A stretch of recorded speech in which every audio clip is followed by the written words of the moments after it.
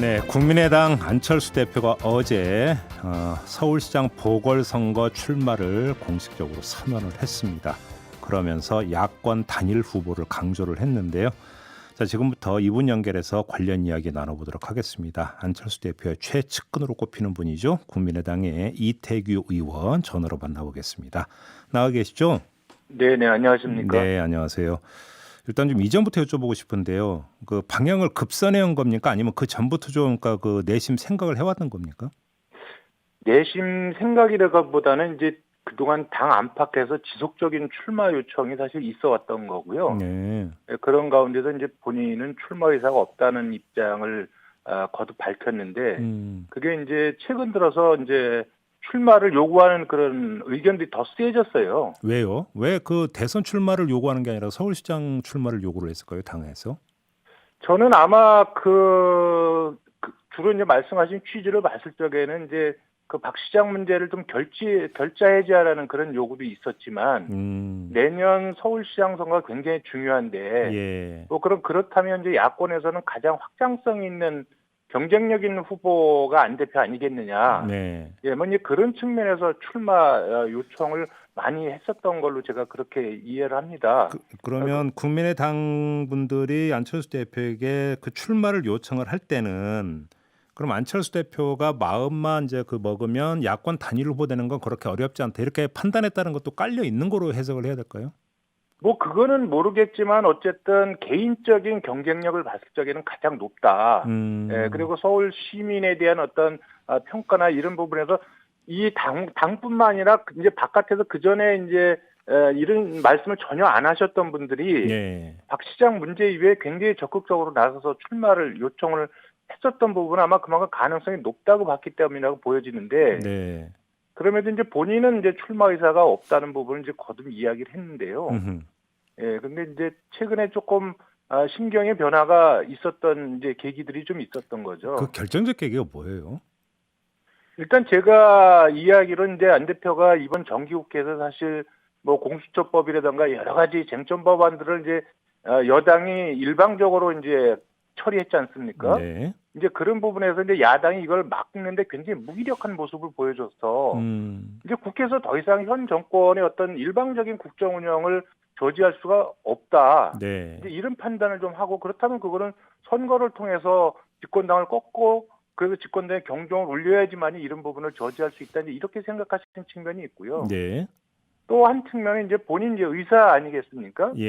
의사 출신이고 그런데 이제 특히 이제 코로나19나 이런 데 관심이 많은데 지금 정부가 그 코로나 백신을 제대로 확보도 못했고 사실 네. 뭐 구매 계약도 제대로 못했으면서도 마치 4,400만 명분을 확보한 것처럼 이렇게 포장해서 이 국민을 속이는 이런 정권을 어떻게 계속 지켜만 봐야 되느냐. 네. 뭐 이제 이런 쪽에 대한 이제 개인의 분노가 같이 저는 영향을 미쳤다고 이렇게 봅니다. 알겠습니다. 자, 그 관심사가 크게 두 가지인 것 같은데요. 첫 번째 관심사는 그러면 대선은 포기한 거냐? 이 관심인데 어떤 답변 주시겠습니까, 의원님?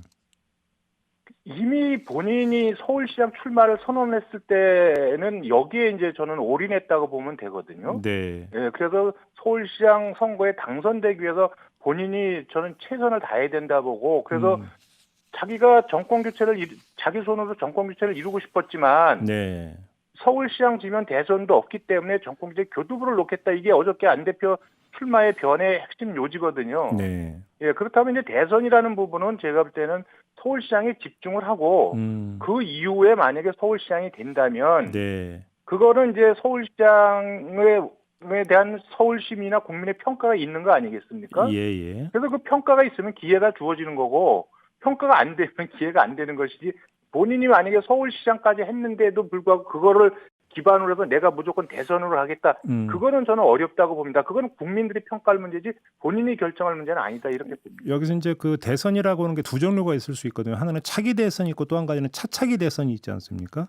저는 개인적으로 내년 보궐선거에서 안철수 대표가 서울시장에 당선이 된다면 네. 저는 그 다음에 이제 또 지방선거가 있지 않습니까? 그렇죠. 그래서 저는 서울시장 재선에 도전하는 것이 저는 정치 도의에 맞다고 봅니다. 그 차기 대선은 아니다 이런 말씀이신 거고 만약에 네, 저는 그렇게 생각합니다. 서울시장 보궐선거에서 승리를 한다면 그렇습니다. 예. 근데 만약에 이제 그 정반대의 승리를 하지 못한다면 그때는 바로 또 대선을 다시 도전할 수 있는 겁니까?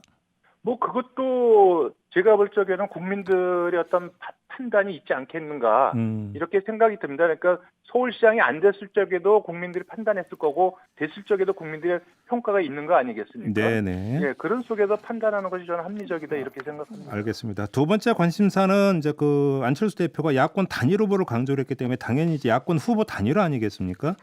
근데 오늘 아침 조간을 보니까 어제 그 출마 선언 하기 전 단계에서 국민의힘 뭐 중진 이런 분들하고도 경선 방식이나 이런 얘기가 좀 오갔다라는 보도가 있던데 맞습니까, 의원님? 그거는 완전히 소설입니다. 제가 볼 때는.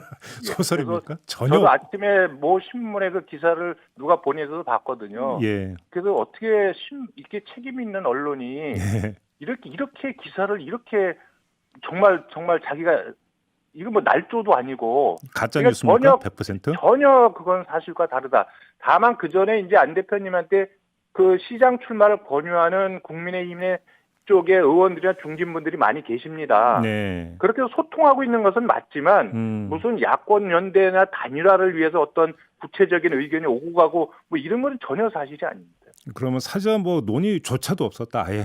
예, 그건 전혀 논의조차도 없었고 그 전에 이야기했던 부분은 서울시장 출마를 할 거냐 말 거냐. 그래서 좀 나가달라. 뭐 이런 정도의 소통이었지. 네. 예, 구체적으로 뭐를 하겠다 이런 건 전혀 아닙니다. 알겠습니다. 자, 그러면 후보 단일화하는 방식이 뭐가 있을 수가 있습니까?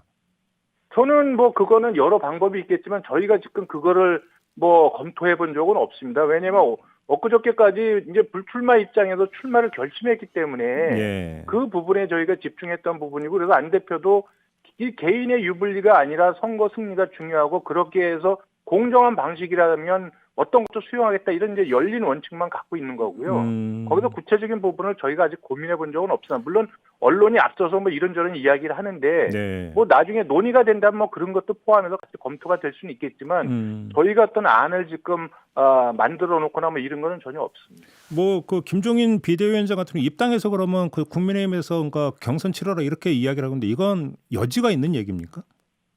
저는 현재로서는 그런 의견들을 김종인 위원장님도 뭐 지난번에 그렇게 말씀하신 걸로 제가 기억을 하고 또 국민의힘에 많은 분들이 좀 들어와서 하면 제일 무난하고 좋지 않겠느냐 뭐 이런 의견들을 주시는데 현재 그런 부분은 전혀 검토하지 않습니다. 전혀 검토 안 하고 있다. 네. 또 보도에 따르면 안철수 대표가 가장 선호하는 방식은 국민의힘에서 후보 경선에서 후보 한 명 뽑고 나서 네. 그러니까 그 안철수 대표 여기다가 이제 필요에 따라서는 금태섭 전 의원까지 하는 그 2단계 어떤 후보 단일화를 시도하는 이런 시나리오를 이야기하고 안철수 대표는 그걸 가장 선호한다 이렇게 보도를 하던데 이건 맞습니까? 그런 시나리오 그런 방식을 이야기하는 분들이 계시고요. 네. 예, 그런 분들이 좀 계시는 거죠. 그러니까 안 대표는 이런 부분에서 무슨 판단을 하거나 내부적으로 어떤 방식을 갖고 논의해 본 적이 없다. 네. 예, 이 말씀은 제가 분명히 확인해 드릴 수 있습니다. 근데 의원님 솔직히 지금 이제 그 야권 단일 후보까지 염두에 두고 공식적으로 출마 선언을 한 분이 그러면 네. 어떻게 그러면 후보 단일화를 이룰까라는 생각이 전혀 없는 상태에서 출마 선언을 했다라고 하는 것은 솔직히 좀 납득이 잘 안 되거든요. 아니 지금 우리 사회자께서 말씀하셨다시피 여러분들이 그 후보 단일의 방식을 지금 막 이야기하지 않습니까? 네. 원샷 경선부터 하니까 또 이게 어떤 분은 이제 국민의힘의 후보를 선출하고 이쪽에서 안 대표랑 이렇게 단일 경선을 또 붙이자 뭐 이런 얘기도 있고 다양한 얘기도 있지 않습니까? 그 다양한 얘기들을 저희가 모르고 있는 건 아닙니다. 다만 거기에 대해서 판단을 한 번도 한 적이 없다 이 말씀을 제가 드립니다. 그러니까 논의는 검토는 하는데 판단은 안 했다 이런 말씀이신가요? 아니 그건 뭐 다 이야기하니까 저희들도 그걸 왜 모를 수는 없지 않겠습니까? 알겠습니다. 언론에 계속해서 보도가 되고 또 그렇게 의견을 주시는 분들도 계시고. 그러면 이런 절차나 그 과정은 필요하다고 보시는지가 궁금한데요. 자, 그러면 국민의힘과 국민의당이 후보 단일화 방식을 둘러싼 협상 기구를 띄워서 협상을 할 여지는 있습니까? 그렇게 할 계획인가요? 아니 그거는 이제 만약에 후보 단일화를 해야 된다고 하는 이제 야권 지지층들의 요구들이 있고 또 양당이 그럴 필요성을 느낀다면 그건 당연히 그거는 그 실무를 논의하는 어떤 기구나 뭐 협의체는 만들어질 수 있지 않겠는가 생각이 듭니다. 만약에 후보 단일화 쪽으로 간다면. 협의체는 필요하다 이런 말씀이시고. 아니, 논의는 해야 되니까요. 만약에 단일화를 해야 된다면 단일화를 위한 논의는 해야 되지 않겠습니까? 아무튼 언론 보도를 종합을 하면 김종인 비대위원장 같은 경우는 안철수 대표에 대해서 그 상당히 부정적으로 이제 바라보고 있다. 이게 지금 대체적인 언론 보도인 것 같은데 어떻게 받아들이세요? 이런 건?